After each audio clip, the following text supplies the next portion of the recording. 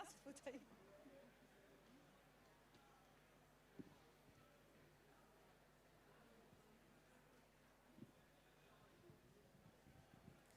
Et pour clore cette session, on va terminer avec Camille Garbi, qui est une jeune photographe et architecte de formation.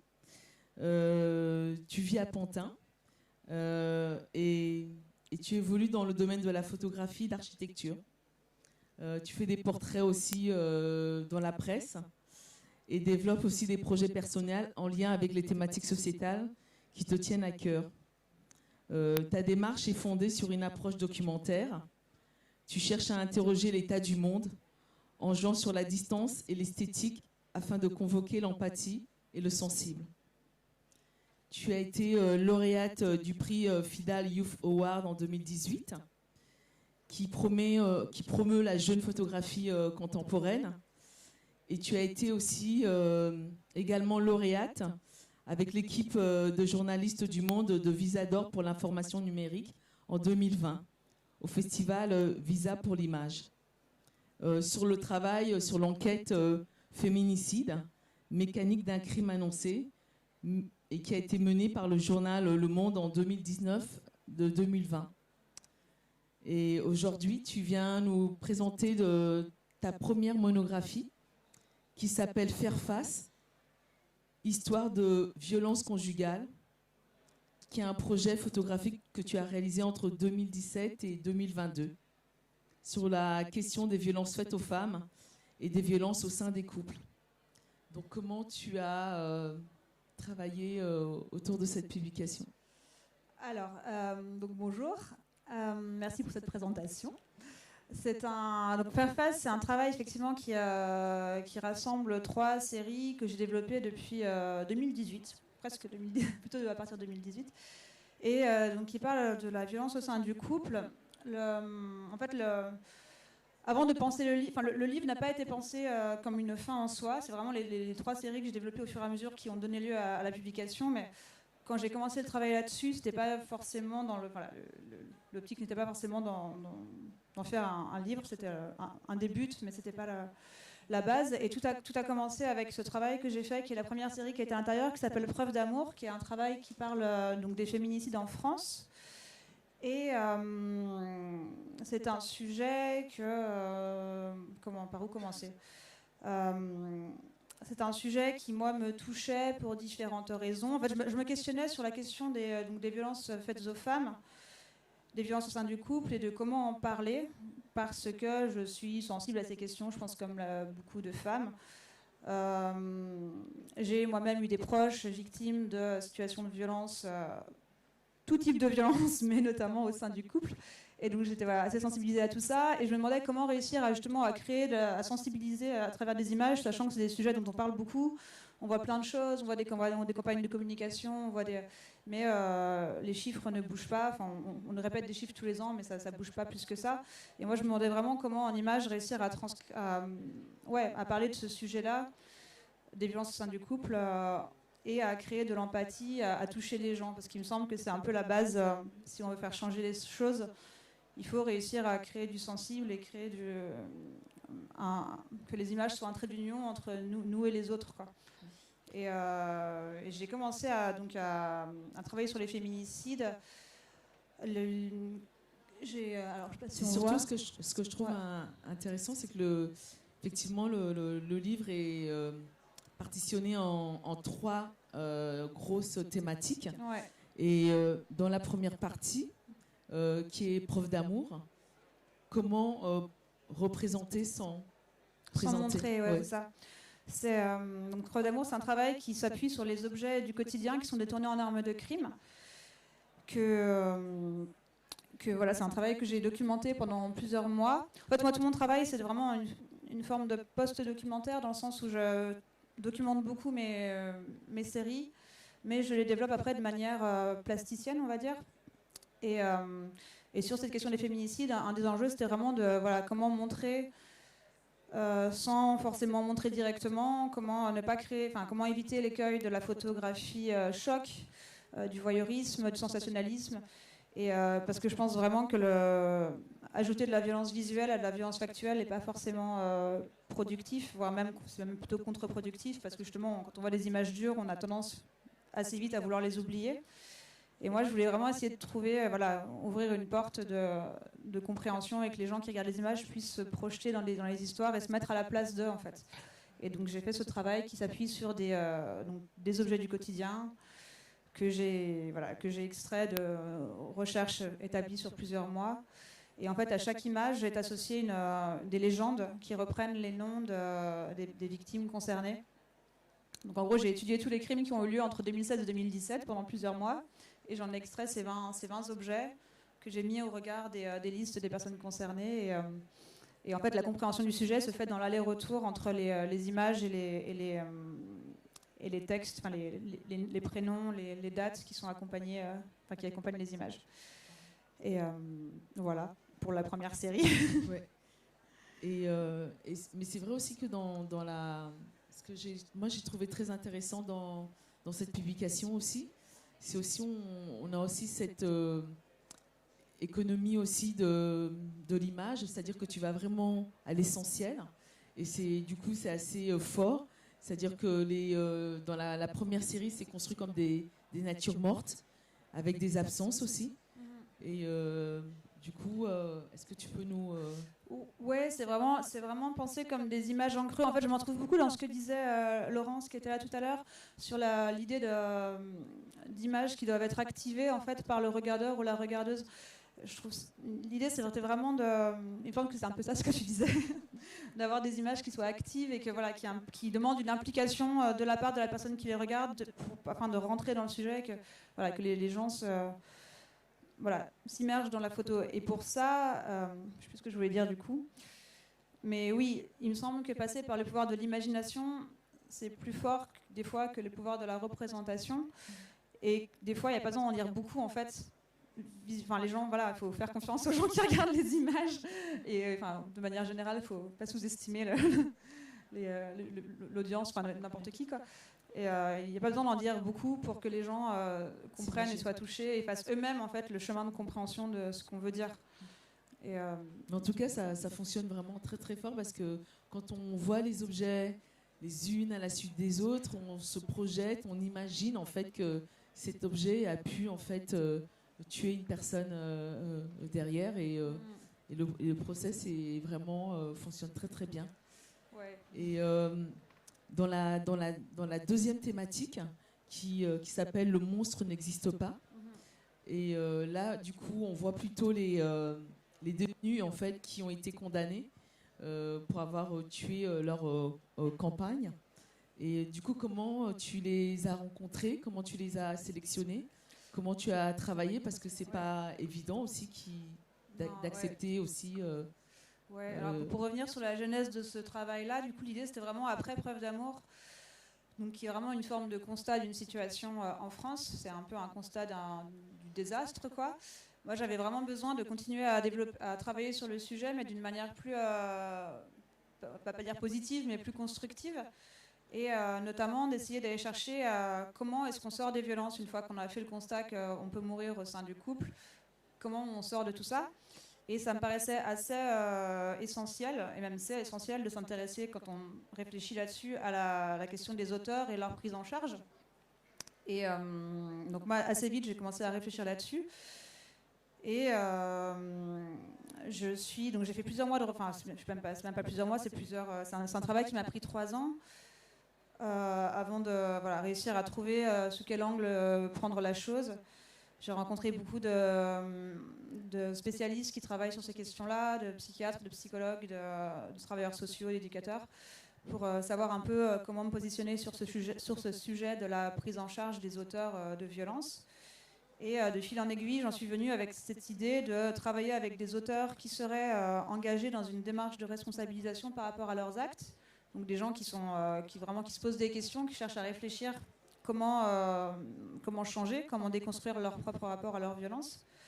Et il m'a paru assez primordial aussi de faire un travail de portrait, c'est-à-dire de rendre visibles ces personnes, parce que voilà, c'est des gens qu'on ne voit jamais, qu'on n'entend jamais et auxquels on accole l'étiquette de monstre, justement. C'est vraiment le truc qui ressort quand on parle de ce public-là, c'est vraiment des monstres, des fous, des tarés. Et en disant ça, on évacue toute solution parce qu'en fait, en qualifiant quelqu'un de monstre, on le sort de la sphère, de la sphère sociale, quoi, et on peut rien faire contre la monstruosité ou contre quelqu'un qui ne serait pas qui ne serait pas humain. Enfin, on peut plus, voilà, il y a rien à faire. Alors que souvent, même dans l'immense majorité des cas, ce ne sont pas des personnes qui sont en dehors de la société, c'est des gens qui sont insérés, qui ont, avant de commettre les actes qu'ils ont commis, qui avaient une vie, qui avaient des... Et l'idée, c'était vraiment d'aller faire émerger leur regard à eux, leurs paroles sur comment ils comprennent qu'ils en sont arrivés là, qu'est-ce qui aurait pu éviter ça, pourquoi est-ce qu'ils n'ont pas réussi à éviter ça, comment est-ce qu'ils comptent mettre en place des solutions pour ne pas récidiver, quelle était la place de la violence dans leur histoire, dans leur enfance, dans leur parcours. Et l'idée, c'était vraiment de faire émerger ces figures et ces témoignages dans un but de sensibilisation et de compréhension, en fait, pour ouvrir une porte de réflexion sur cette problématique. Et de fil en aiguille, donc je voulais faire ça. Après, rencontrer les personnes, c'était compliqué parce qu'évidemment, c'est pas facile d'aller à la rencontre d'auteurs de violences, qu'ils soient en milieu ouvert ou en milieu fermé. En milieu ouvert, donc en dehors de la prison, ce sont les gens quand ils font partie de groupes de responsabilisation, ils n'ont pas forcément trop envie, en dehors de ça, d'aller participer à un projet photo. Donc j'ai cherché pas mal de temps via des associations à rencontrer du monde. J'ai pas réussi. Et de fil en aiguille, je suis rentrée en contact avec un centre pénitentiaire, avec une conseillère d'insertion et de probation, qui était complètement convaincue par le projet et qui a présenté ma démarche à son administration. Et j'ai pu comme ça, grâce au conseiller pénitentiaire le premier centre où je travaillais, c'était le centre de détention de Poitiers. Donc c'est les conseillers pénitentiaires qui ont fait le lien entre moi et les détenus. C'était un vrai boulot pour eux, qu'ils ont accepté de faire parce c'est des gens qui sont en sous-effectif, qui sont pas très bien payés en plus et qui ont pris le temps de vraiment réfléchir au projet et de repérer des profils de personnes qui pouvaient correspondre. Et ils leur ont c'est eux qui ont fait l'interface, qui ont présenté mon projet, ma démarche. Et une fois que les gens étaient d'accord, du coup, j'ai pu les rencontrer au sein de la prison, dans des parloirs. Et j'étais donc en tête-à-tête avec eux pour chaque rencontre. On avait mis en place un protocole. Je les ai rencontrés tous, chacun 4 fois. Donc on faisait 2 entretiens enregistrés, un troisième rendez-vous avec la prise de vue dans le parloir. Et un 4e entretien plus tard où je leur faisais lire le récit que j'avais extrait de nos entretiens et puis je leur ai donné une photo. Et il y en a que j'ai revu une 5e fois pour leur donner un livre aussi. Et voilà, donc c'est tout un protocole qui était assez encadré. Et du coup, en fait, voilà. On voit dans le livre les interviews. Il y a des interviews que tu as faites avec eux. Oui, en fait, ce travail-là, c'est vraiment un travail de diptyque. Pour moi, c'est comme des diptyques texte-image. Quand on le montre en exposition, vraiment, le texte a la même importance que la photographie. Et oui, c'est vraiment leur récit à la première personne de comment, ce qu'ils ont à dire de leurs actes, comment ils le comprennent, comment ils en sont arrivés là, qu'est-ce qui aurait pu l'éviter, toutes ces questions-là qui sont présentées. On va passer à la 3e série qui s'appelle Une chambre à soi. Ouais. Qui est, je pense, peut-être aussi un espace de réparation. Complètement. Comment tu as travaillé en fait sur cette série-là? Ouais. En parallèle, c'est un travail que j'ai fait vraiment en parallèle Des monstres n'existent pas, qui donc s'intéresse aussi à cette question.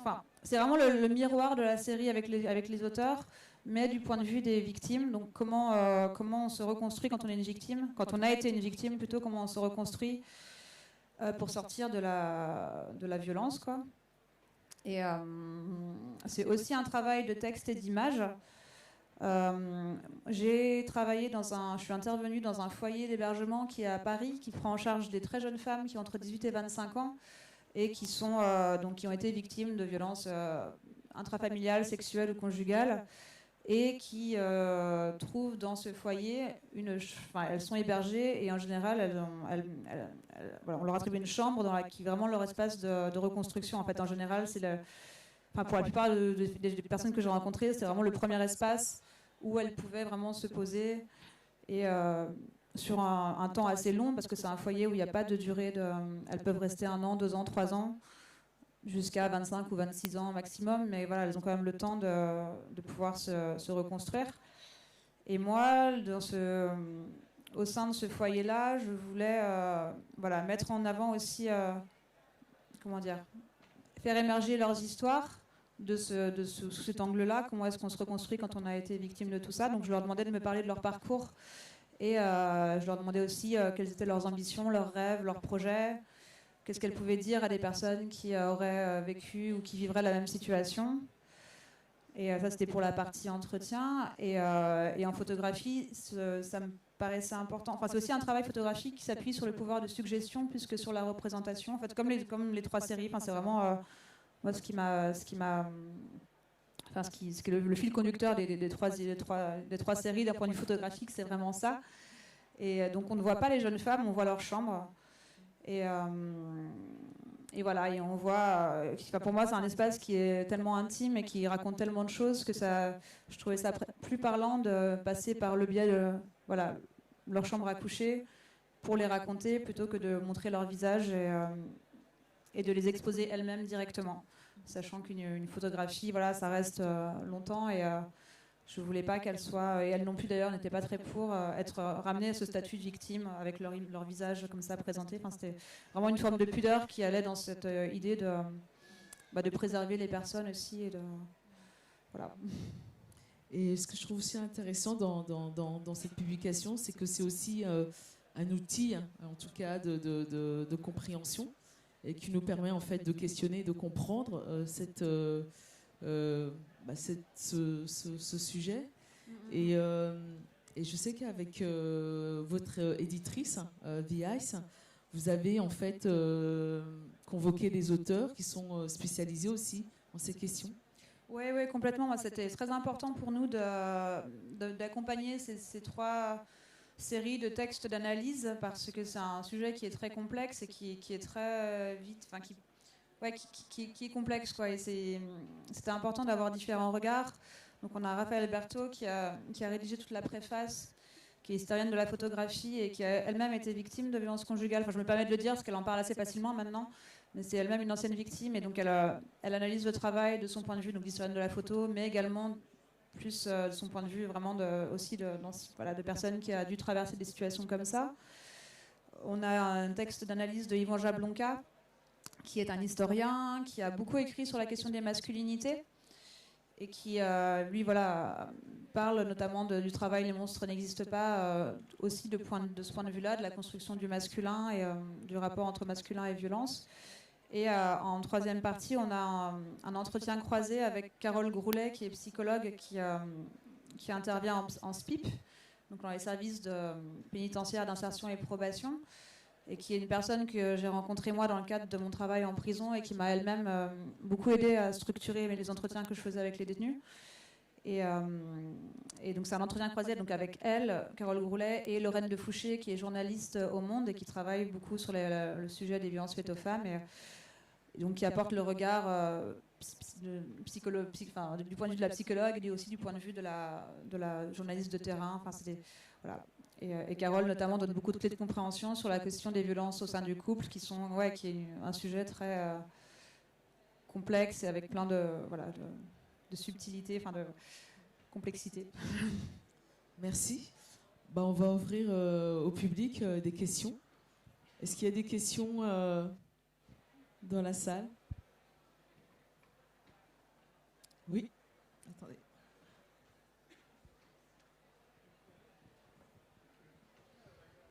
J'ai remarqué qu'il y avait dans la deuxième série une femme qui faisait partie du groupe des auteurs, autrices. Et pourquoi cette femme en particulier j'ai eu la chance de pouvoir la rencontrer. Pour moi, c'était vraiment important de refléter la réalité qui est que sur la question des violences, tous les auteurs ne sont pas des hommes, il y a aussi des femmes. Et ce travail-là, il ne cherche pas à genrer la violence et à dire que voilà, les femmes sont des victimes et les hommes des bourreaux. Donc pour moi, c'était vraiment important d'arriver à rencontrer une femme et d'avoir une personne comme elle qui puisse participer au projet. parce que voilà, ça reflète la réalité et en même temps, ça montre, on le voit à travers son histoire, ça montre aussi le fait que les femmes peuvent, voilà, quand elles s'emparent de la violence, elles peuvent s'emparer de la violence, mais elles le font aussi pour des raisons différentes. En l'occurrence, dans plus de la moitié des cas, des homicides qui sont commis par des femmes sur des hommes, dans un contexte conjugal, il y a plus de 60% des cas où la personne était elle-même victime d'abord de violences conjugales. Et ça, c'est un truc qu'on retrouve dans son histoire à elle. Et voilà, je trouvais ça bien qu'on puisse pouvoir montrer cet aspect-là aussi. On voit aussi dans son histoire qu'elle-même avait des problématiques, au-delà du fait qu'elle était victime, elle avait des vraies problématiques de gestion de sa violence à elle. Enfin, elle avait été condamnée plusieurs fois pour violence au sein du couple, des faits qu'elle avait commis elle sur son partenaire. Donc ça montre un peu toute cette complexité et du coup, c'est important c'était important de ne pas rester dans une lecture très binaire de les hommes sont méchants, les femmes sont des victimes, ce qui n'est pas du tout le cas. Et voilà. Moi, je vais te poser une dernière question. Comment on sort de toute cette violence après un travail comme le vôtre? Comment on sort... Oh là. De Oui, manière générale, tu veux dire? Oui, parce que tu as quand même été immergée pendant plus de 3 ans. Et du coup... on en sort bien, on en fait un livre. Ouais. Non, mais c'est vrai que c'était assez dur à porter, mais c'est hyper porteur justement d'avoir l'impression de transformer les choses. En fait, moi je pense que la photographie a un vrai pouvoir de transformation. Peut-être pas de la société directement, mais ça permet de transformer la perception qu'on a du réel. Ça donne une forme d'action. Enfin, moi, en faisant les séries, des fois, effectivement, j'étais notamment le travail avec les auteurs, c'est vrai que c'était pas facile de cohabiter avec toutes ces histoires et c'était un peu lourd, mais en même temps, d'arriver à en faire quelque chose et de le montrer, d'avoir les retours des gens, c'est extrêmement gratifiant et ça donne du sens. Et on en revient sur cette question de sens que nous parlait Laurence tout à l'heure. C'est extrêmement important dans un monde en plus où il y a tellement d'images, où il y a une telle cohue, il y a un tel brouhaha, c'est important d'arriver à faire du sens et même sur des sujets difficiles, arriver à faire un ouvrage comme ça et montrer le travail à un public divers et varié, ça fait vraiment du sens. Donc ça aide vraiment ça vaut toute la difficulté qu'il y avait à développer le travail. Merci beaucoup Camille. On peut retrouver en fait le livre au stand de l'édition The Ice. Donc n'hésitez pas à aller, c'est un très très bel ouvrage. Et Camille se fera un plaisir